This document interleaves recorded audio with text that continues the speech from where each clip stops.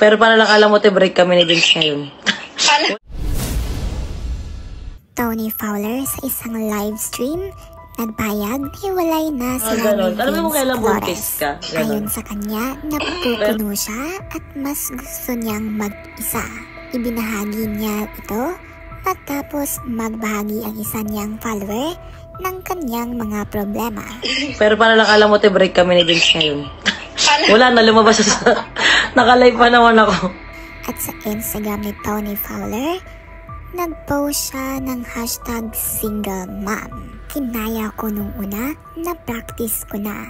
So kayang-kaya ko sa pangalawa.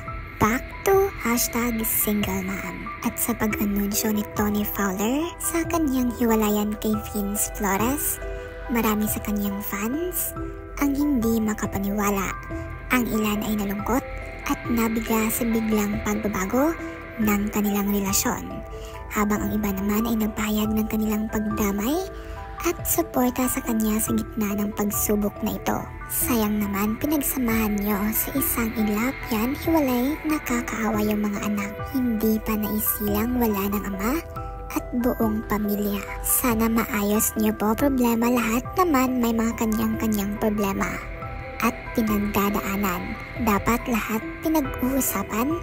At kung di kayo nagkakaintindihan sa isang bagay, dapat isa sa inyo huminahon at bigyan ng time.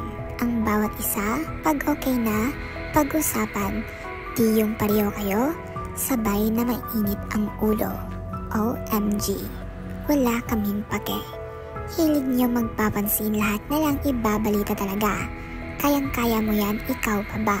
Na-practice na pala so, na-perfect mo na yan. Hindi napigilan ni Tony na ibahagi ang kanyang update sa kanilang relasyon. Marami ngang nalungkot at umaasa pa rin na magkakabalikan at magayos ang dalawa, lalo na't buntis si Tony Fowler. At para mas maging updated ka, don't forget to like, comment at subscribe.